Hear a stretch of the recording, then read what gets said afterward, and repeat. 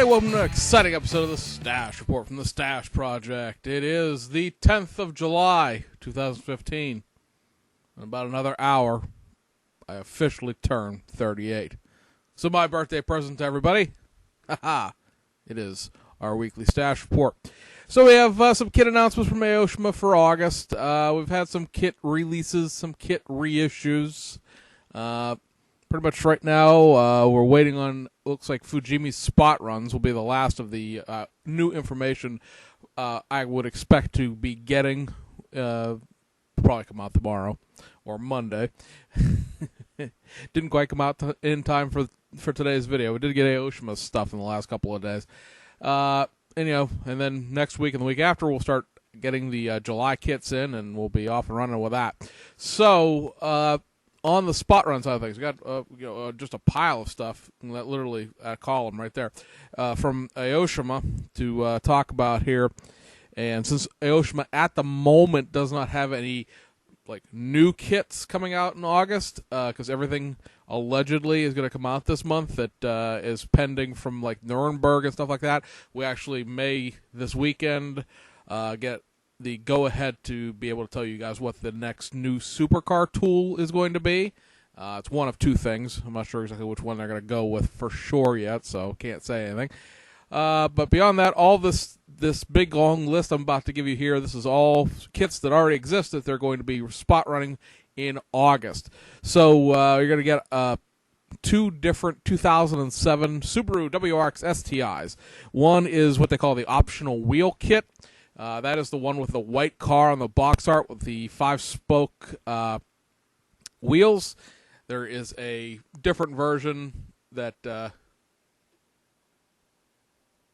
Oh, well, I lied. I just looked at the one I have, and the one I have is the optional wheel one. All right, so the optional wheel one is the one with the World Rally Blue car with the gold rims on it. It is not the white box art.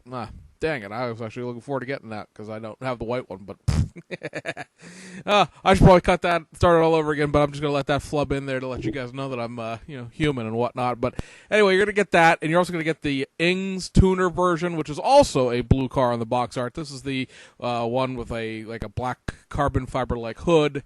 I'm not sure if the decal is actually just black or it's black carbon fiber. I don't have either the Ings or the the yellow one. I can't think of what tuner series that is right now. It just came out a couple months ago on reissue. But so they're going to run that 2007 STI twice. The DAD RB81 Honda Odyssey. This is a VIP van. That's going to be reissued, as well as the fabulous Toyota Estimus Aris, which is another minivan in the VIP series. They're going to be reissuing the 1981 430 Cedric, the Nissan 430 Cedric Brougham Hardtop 280E, and the 72 Celica 1600 GT. This is the one that's similar to the Hasegawa kit, except that both of those cars are, of course, best car vintage. So be aware of that when you're looking at them. Reissue of the Toyota VG45 Century L. That is the big full-size high-level executive government car that is based off of the Crown Royal and the Crown Majesta chassis platform, as far as what the kit is based off of. I don't think it's actually based on that necessarily as much in real life. Let's see, the 1970 Nissan Skyline 2000 GTR has a KPC 10. That is the Skyline series.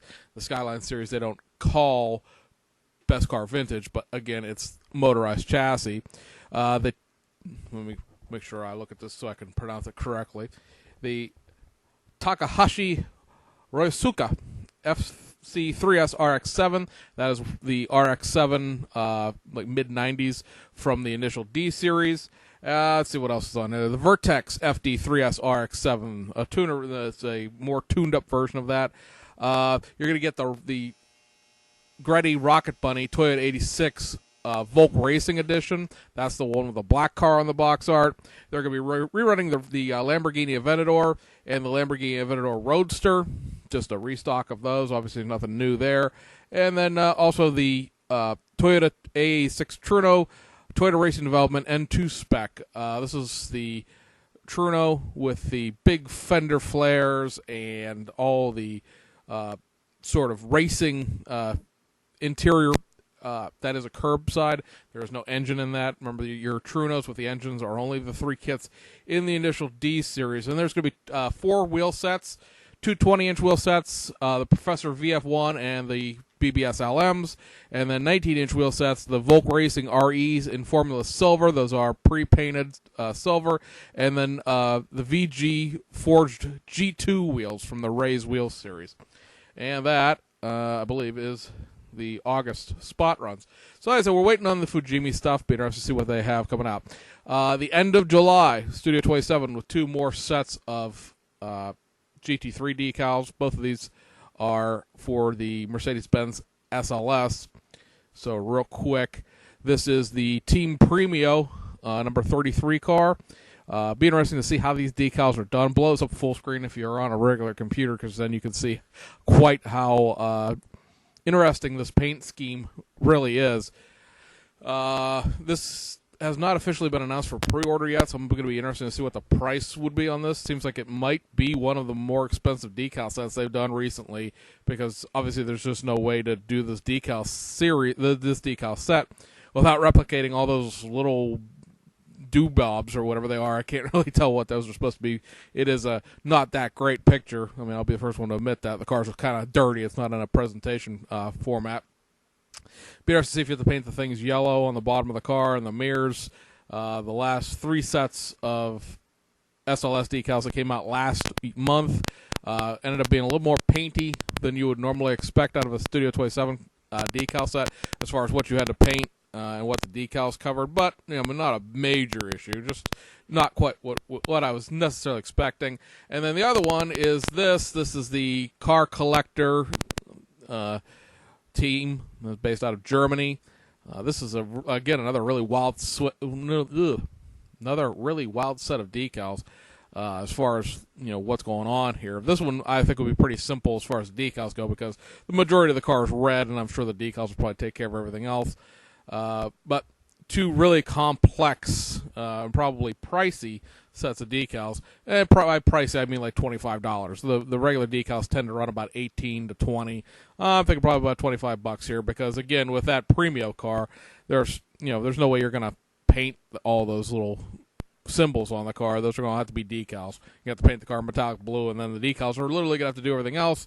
And that's going to basically cause the car to be a wrap. So that should be interesting to see how that comes out and what that's going to be priced at. Again, it hasn't shown up for pre-order at any of our normal vendors that we would send you to. So I don't know. We'll have to see what's going on there. So over to the new kit side of things, there are 2 really, I believe, to be honestly, new kits. I believe these are new tooling from looking at them and comparing them to the existing kits that are out there, and then one sort of repackaged reissue, if you want to call it that. So Fujimi, and these are July kits right here.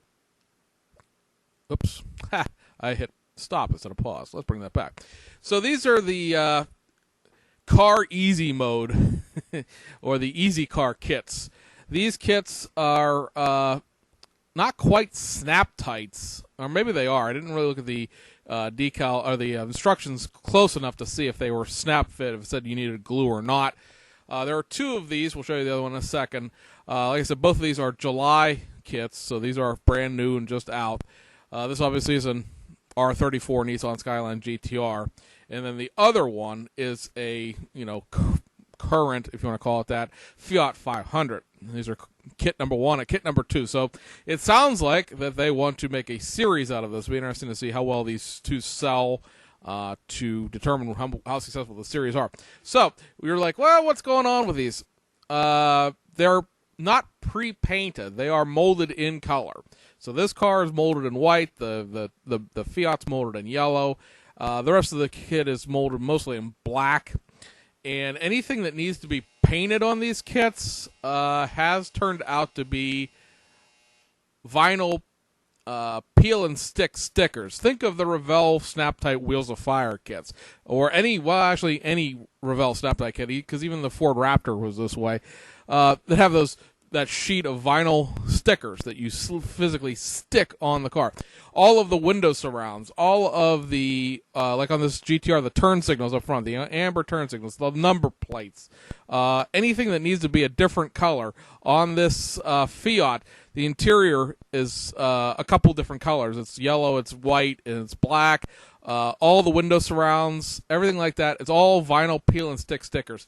These kits are, in addition to being like the idea of sort of a quick build for the experience builder, are aimed, primarily at a youth market. So they're not something that a serious modeler necessarily is looking for. I mean, Fujimi, if you want to stick with Fujimi kits, Fujimi does make a full glue. Well, it's not full, it's a curbside. Let's make sure we don't mix metaphors. But a full glue kit of the Fiat 500 and makes, like 8 or 9 versions of the R34 in various tuner versions, plus just a regular R34.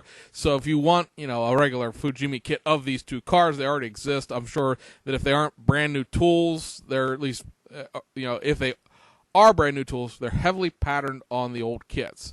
If they're not brand new tools, then they've managed to sort of dumb them down even a little bit more, because I don't believe that the R34 chassis, I really need to get my one Fujimi R34 out and look to see if the chassis is actually the same as the glue kit. And then you have the other one, which, like I said, is a sort of a reboxed joint venture here. This is the Asuka and Ebro Renault 4 Fourgonnais de Boulogne. I'm not even going to try to pronounce the French correctly, but it is bakery in English there for you folks. The Renault 4 Fourgonnais obviously already exists. This kit came out, last spring, I want to say, maybe last fall. It's hard to remember sometimes. That stuff always just sort of blends together when you just keep buying it and don't ever build it, which is my own fault, I suppose. But this one is just a straight Ebro kit of the Fourgonnais.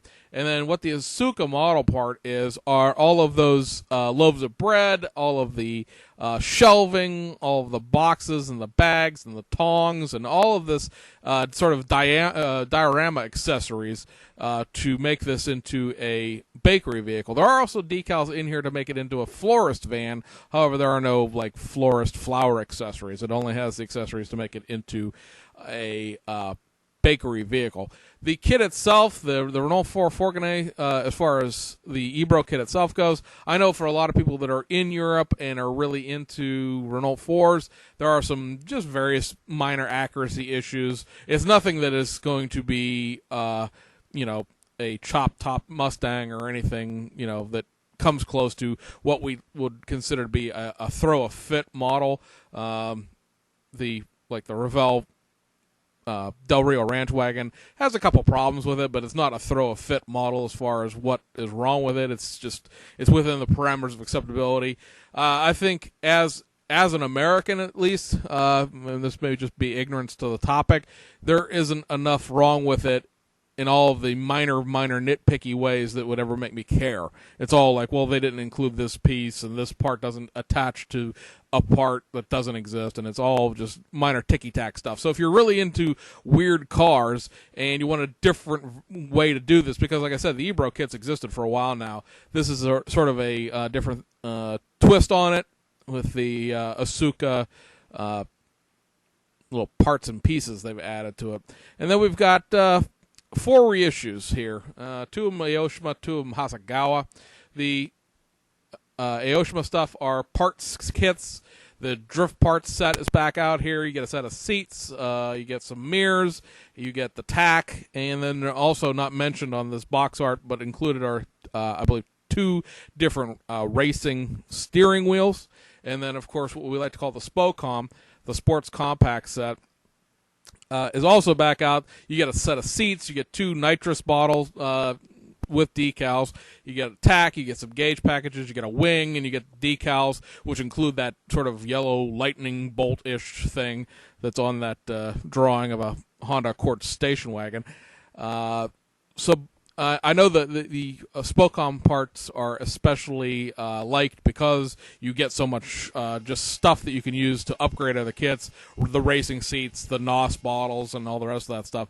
Both part sets, I think, are like, I don't know, $6 or $7. So, if you're sort of interested in them, they're, dirt cheap if you buy them from Japan. Now, the last two things are the Hasegawa kits. Back page here, a couple things in the Notebook of Knowledge, yeah. Okay.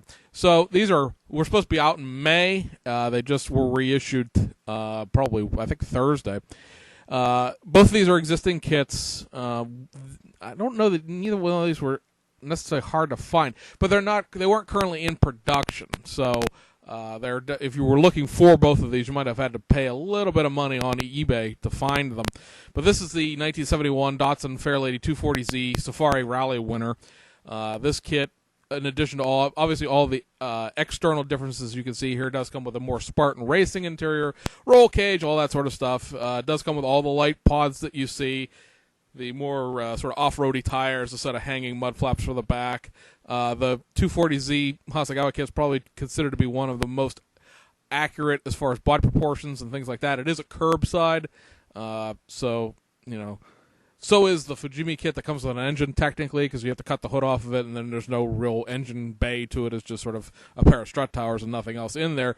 But, if you're building it for a shelf model, you're building it for curbside, the 240Zs from Hasegawa traditionally considered to be the more accurate one. And also available, this is the first time for a while, because this one actually has been out of stock for probably almost 2 years now at least, is the 67 Fujivi 24-hour race-winning Toyota 2000 GT. This one is much, much closer to the actual stock 2000 GT kit as far as content goes than the Safari is to the 240Z street car. The biggest differences here are a roll cage, which you have to make yourself out of included plastic rod. You do not get preformed roll caging. You sort of make your own. The little 3-spoke knockoffs for the wheels are specific to this kit and are not included in anything else. Obviously, the racing decals, it is a more Spartan interior. There's only one seat. There's an external fuel filler neck that isn't there on the street car, obviously, and a few other little random associated things that make it into a race car rather than just a decaled version of a street car. So there, if you're into the racing thing, if you're into the historic racing things, it might be something to consider to pick up. As like I said, it's not quite just a reboxed of the street car. There are specific parts to it. And you know what, guys? I believe that for this week is that. So many Fujimi kits are scheduled to come out. Oops, set that down too hard, made the computer bounce. Many Fujimi kits are scheduled to come out this week. There's a fair amount of Aoshima spot runs, plus new Aoshima kits that are going to be coming out. I don't believe we talked about this.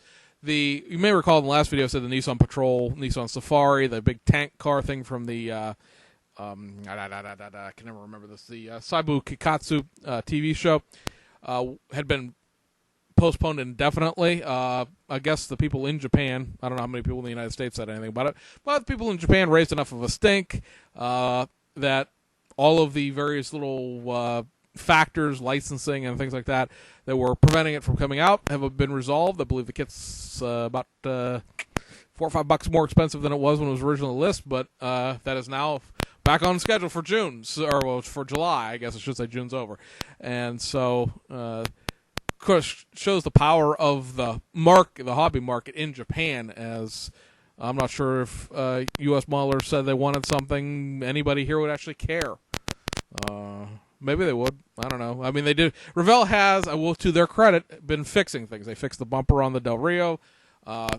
They've apparently gone back and fixed a little bit of the roof problems with the Starsky and Hutch Torino, which is why that kit is so late. And a lot of people on Facebook insist that they've canceled it and it's not coming out. But it is coming out. It's just, you guys have to understand that if you want to complain about something, which is fine, it deserved to be complained about, there is now going to be a dramatic lag time, because we're talking about redesigning parts in the United States, sending those drawings to China, China having to make making the tooling changing, and then doing another set of test shots, shipping them back to the United States. The United States has to approve it, and then it can go into production. Sure, life would be a lot easier if everything was still short here in the United States, and maybe with the increasing reshoring of U.S. manufacturing, the increase in the middle class, expectations of people in China. Not everybody's really content to be making $2 a day in a warehouse anymore. People over there see sort of a more Western view of cars and houses and stuff like that than they maybe did 25 years ago when everything got shipped over there in the first place.